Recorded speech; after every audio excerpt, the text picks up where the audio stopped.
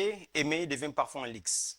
Entre les transports, les syllabes et les petits besoins du quotidien, plusieurs relations finissent par se briser.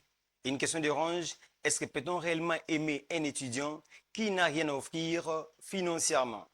Allez-y comprendre, ça ne sera pas moi qui va donner la réponse à cette question, puisque certains hommes, je peux le dire, certains étudiants ont eu à plaider chez Campus Media pour en parler, puisque Campus Media prend le prérogative, mais aussi les initiatives, mais aussi ce qui dérange les étudiants, question de porter la solution à leurs besoins. Et ce matin, je ne suis pas seul, je suis accompagné de ma co-présentatrice, Ezosé Bombo. Avec elle, nous allons essayer un peu de changer avec notre invité de ce matin. Et là, je rappelle que nous sommes avec Enis Lusamba, qui est étudiante à l'Université des sciences de l'information et de la communication, INISIC en sigle. Et ce matin, je pense qu'il va essayer un peu de nous expliquer si et seulement si un étudiant qui n'est pas prêt financièrement peut aussi s'engager dans une relation amoureuse. Bonjour, Madame Enis. Vous allez bien, j'espère. Nous sommes ravis de vous recevoir sur ce plateau de Campus Média.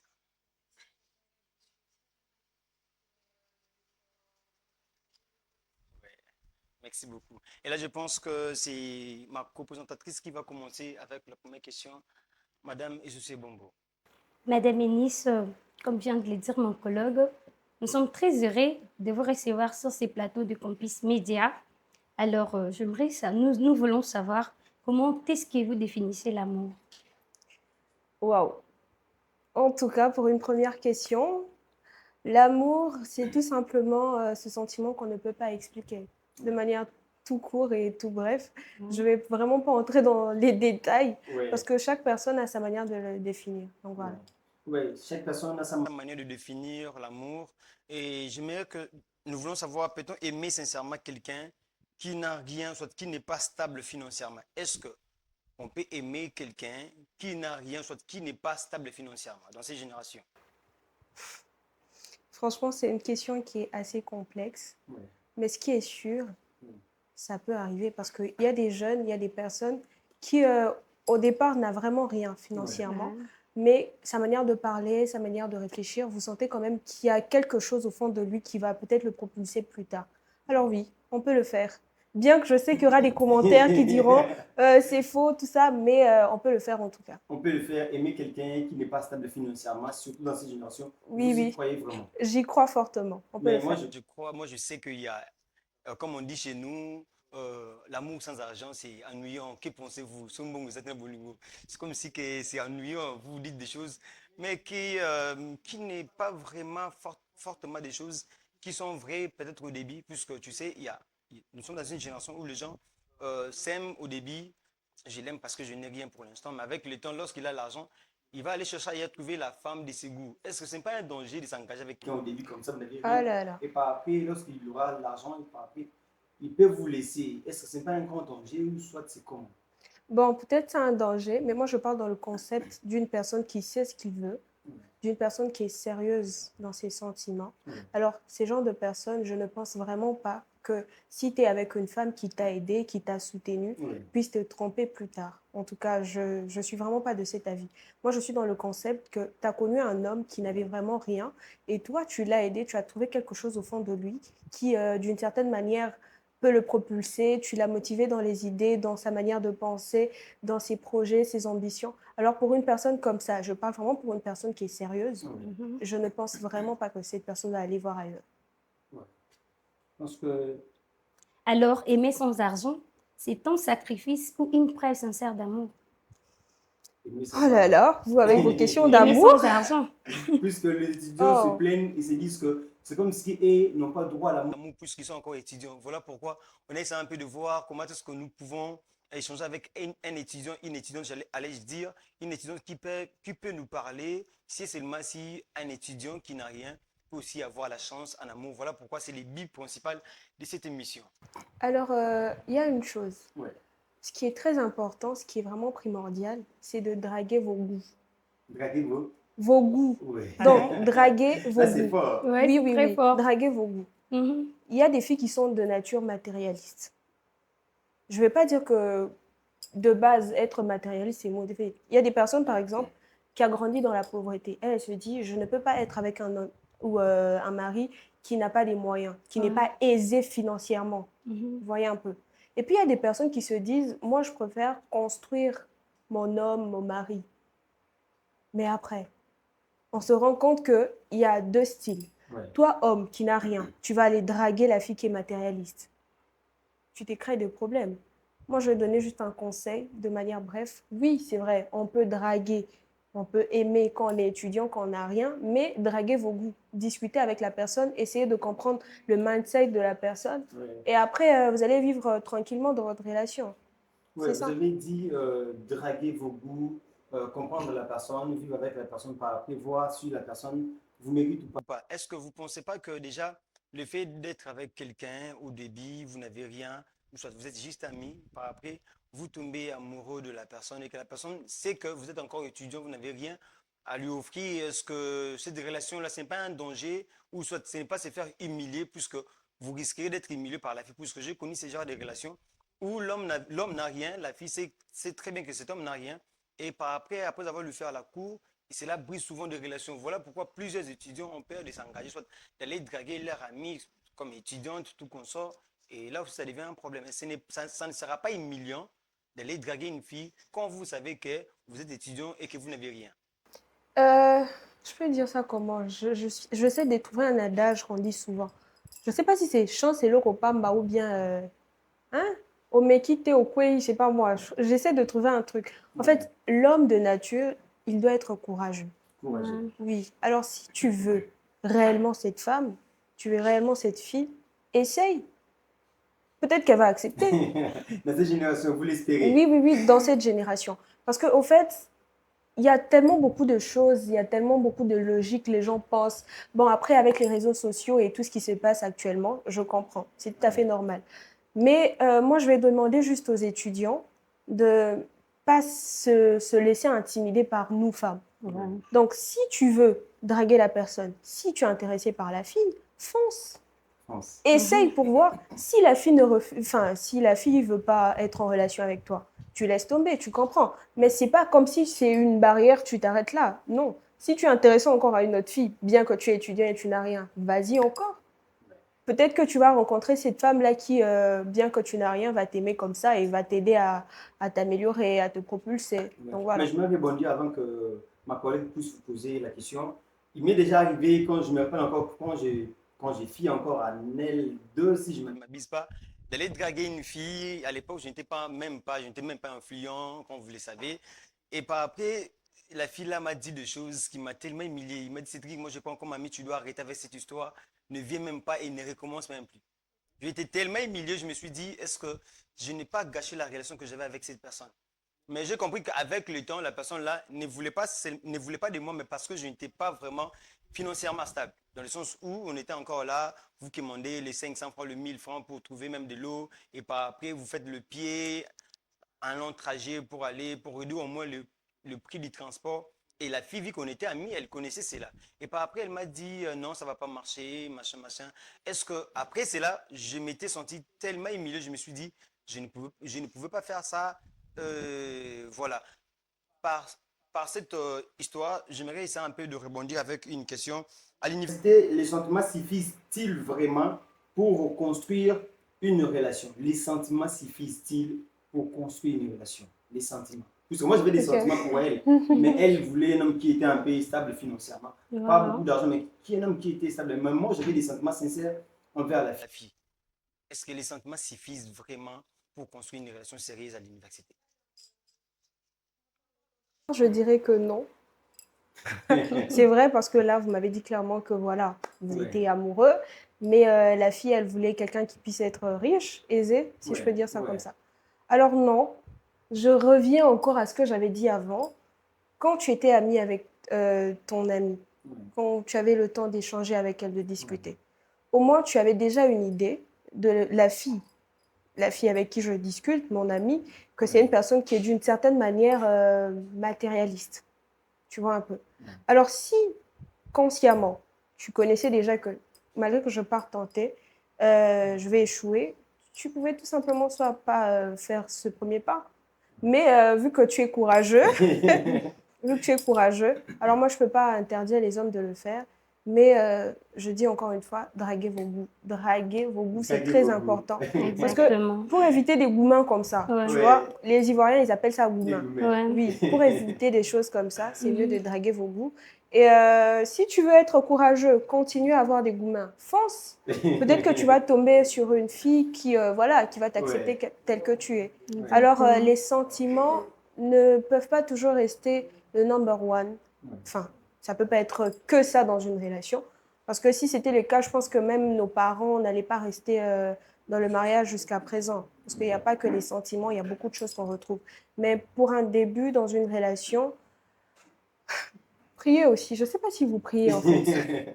On peut prier. Ça arrive que vous priez, vous allez voir la sœur, voilà, je vous aime, tout comme ça. Là, je prends le contexte d'une manière que vous êtes dans l'église, vous allez draguer une sœur, mais vu que vous n'avez rien financièrement, c'est très difficile pour que la sœur puisse vous accepter. Même si vous venez, vous dites à la sœur, non, Dieu m'avait dit, je voyais que toi et moi, on était vraiment là, on marchait, on était en couple. Mais vu que vous n'avez rien dans cette génération, la sœur va carrément vous dire que ce n'était pas moi, soit vous vous êtes trompé, ou ça c'était juste des imaginations que vous aviez à faire par rapport à moi. C'est vrai que c'est difficile, mais dans chaque règle, je pense qu'il y a une exception. Ouais. Du coup, vu que Sûrement. vous avez dragué Ouais. une personne qui n'était pas vos goûts, Ouais. logiquement, c'est pas une raison de stopper quand même. Ouais. Vous allez encore faire l'effort, mais avant de partir vers la personne, essayez d'étudier la personne, je sais pas moi, avec les proches, les amis, peut-être les connaissances. Essayez de poser des questions. Ah, j'ai vu cette fille-là, elle est comment? Hein, tu vois un peu. Ouais. Pour te faciliter la tâche aussi. Comme ça, une fois que tu sais que tu arrives sur terrain, alors ton but, ça va bien entrer dans le poteau. Tu vois un peu. Ouais. Alors, c'est ça la seule raison. Draguez vos goûts. N'abandonnez pas. Continuez d'avoir le courage, même si vous aurez des goûts mains. Donc, voilà. Alors, Madame Eunice, parlons de l'entourage amical. Mhm. Est-ce que les amis influencent-ils aussi les relations des étudiants? En tout cas, c'est pas faux. Hein. Mhm. C'est pas faux. Je vais pas parler de moi, Ouais. entre parenthèses, mais je connais beaucoup de personnes Mhm. qui ont eu à faire beaucoup de mauvaises choses à cause des conseils des amis. Exactement. Tu vois un peu. Ouais. Il y a certaines personnes de nature, elle est jalouse. Elle te voit évoluer d'une certaine manière. Ouais. Et elle sait peut-être qu'il y a une opportunité ici que toi, tu vas décrocher. Et quand tu lui expliques, ah voilà, tu sais, il y a ça, ça, ça, je veux faire ceci ou cela, clairement, elle va pas te dire, ah, je suis jalouse. Non.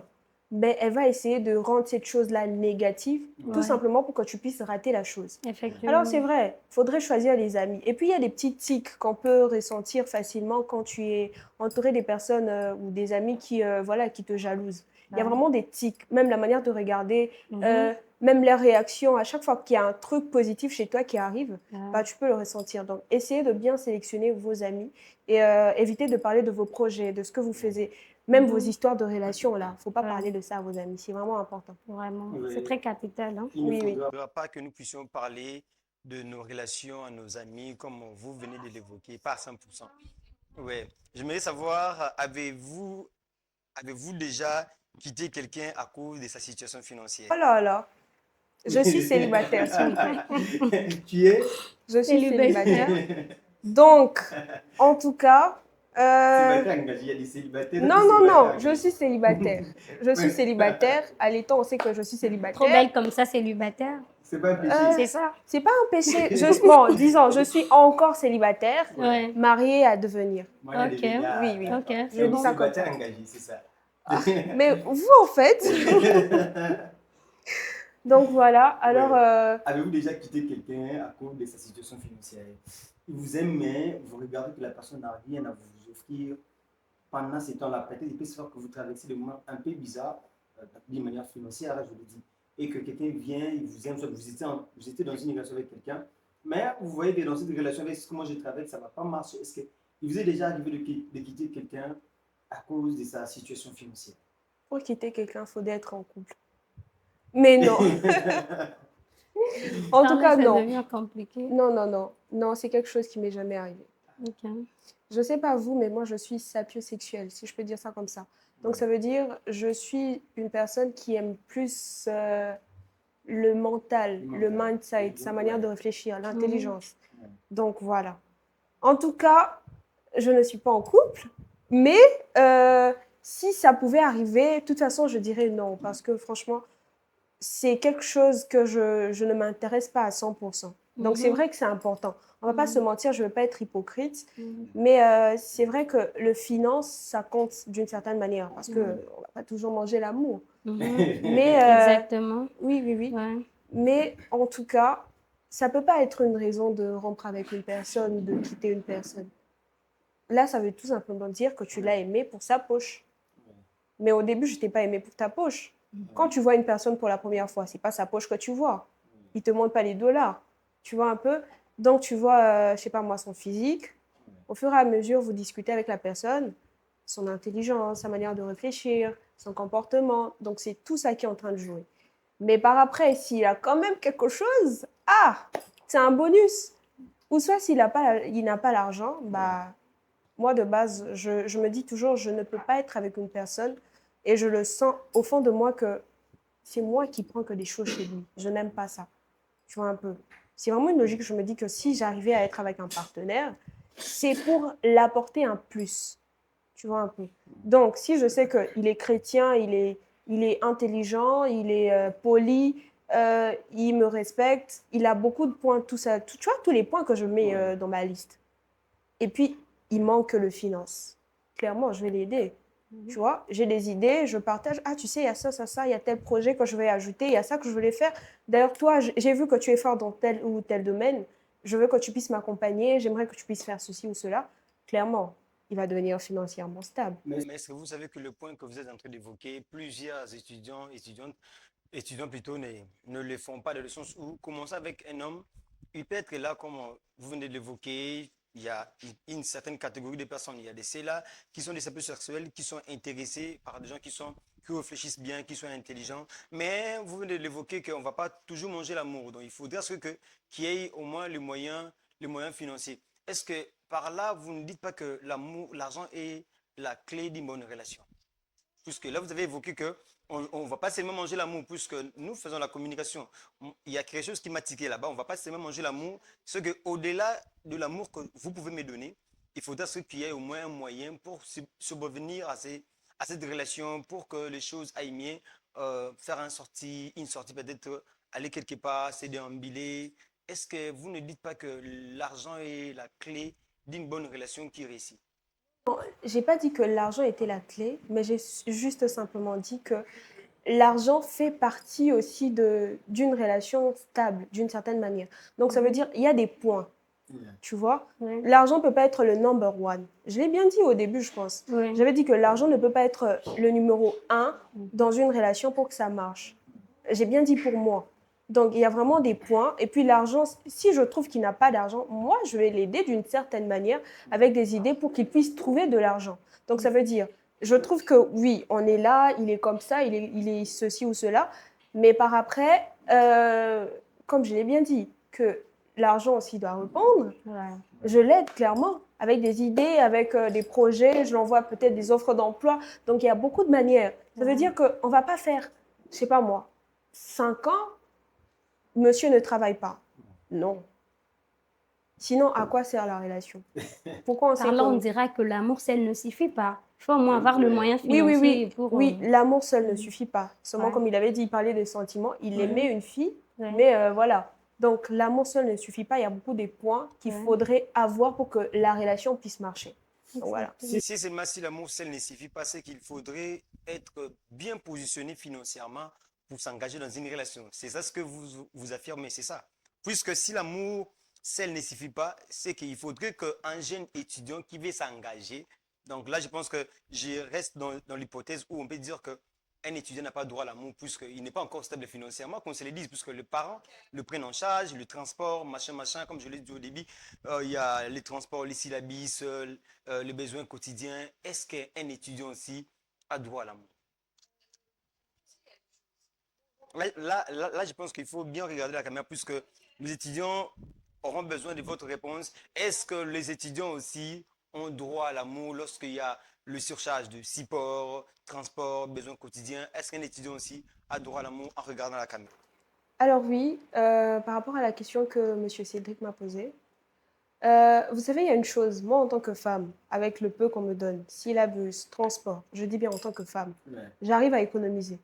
Et toi, un homme, tu veux être, je sais pas, mon couple, à combien plus forte raison tu sais que les filles de nature, elles ont des besoins. Ouais. Comment tu vas pas économiser? Tu es à l'université, dis-moi. Tu te limites à venir à la fac tous les jours. Il n'y a pas des petits, je sais pas moi, vous les Congolais, vous appelez ça COP, non? D'accord. C'est ça. Mm. Il n'y a pas des COP que toi tu peux faire à côté. Donc, tu veux me dire que tu es étudiant et tu te limites juste là. Tu vas pas essayer de chercher quelque part. Parce que de base, vous avez parlé de matérialiste. Toi, tu aimes les femmes matérialistes. Tu aimes les femmes matérialistes. Mais essaie de travailler pour arriver au niveau de ces femmes matérialistes. Ouais. Tu vois un peu. Mais il y a aussi des femmes qui s'occupent pas du matériel. Mhm. Vous voyez un peu.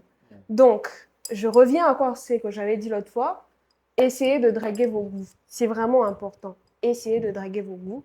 Et vous allez peut-être éviter certains problèmes, certains dérangements, je sais pas moi, qu'il puisse y avoir des ruptures, des goûts mains, tout ça. C'est vraiment important de draguer vos goûts. Ça met même la paix intérieure.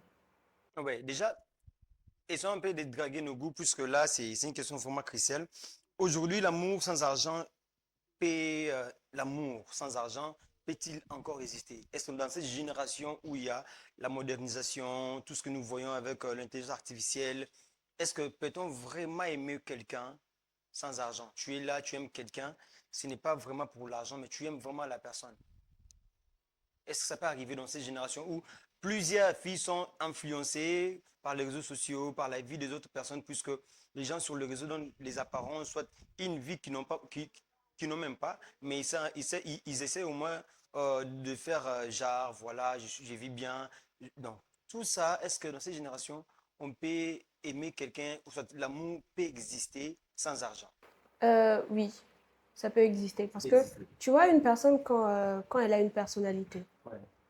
Donc, toi, tu te dis, moi, j'aime la personne.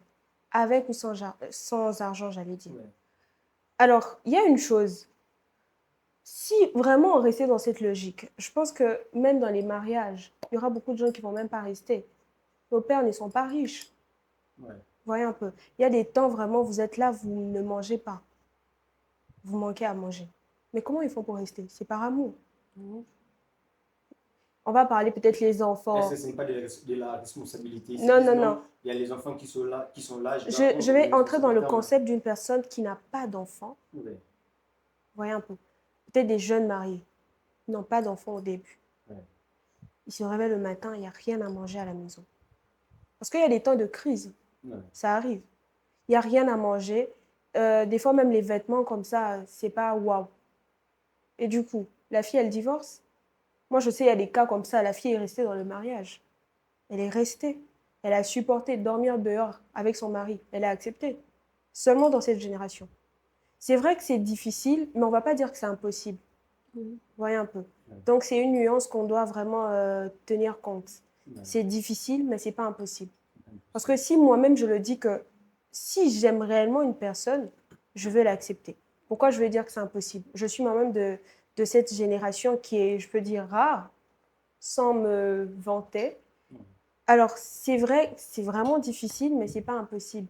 Alors, je vais juste demander aux étudiants d'enlever cette mentalité-là. Ça sera plus facile. Vous allez éviter de vous morfondre sur votre sort de temps en temps. Donc, voilà. Donc, les étudiants aussi ont droit à l'amour, si et seulement si ils font les choses comme Madame Enis vient de l'évoquer.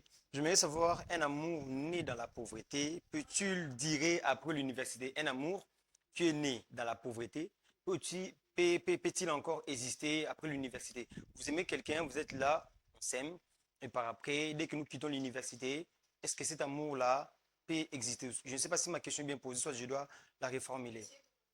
Un amour né dans la pauvreté, peux-tu le dire après l'université?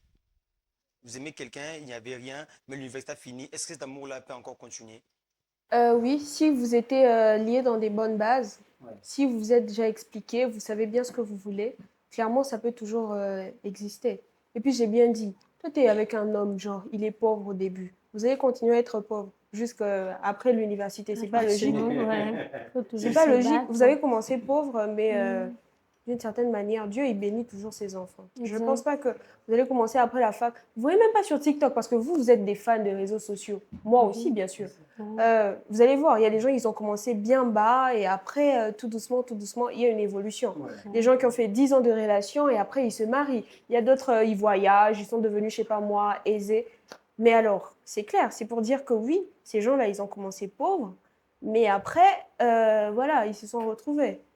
Donc, c'est après, c'est quoi? L'université.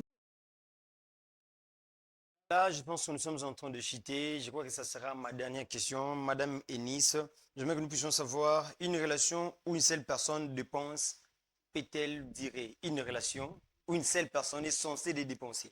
On est dans une relation avec quelqu'un et je suis obligé, je suis la seule personne qui doit dépenser de l'argent. Est-ce que pensez-vous que cette relation peut durer? Est-ce que vous savez qu'il y a des hommes? Lui, il refuse fortement. Imagine, tu es licencié, tu as fait ton master, tu as ton doctorat. Il te dit, tu restes à la maison, je gère tout. C'est pas une relation?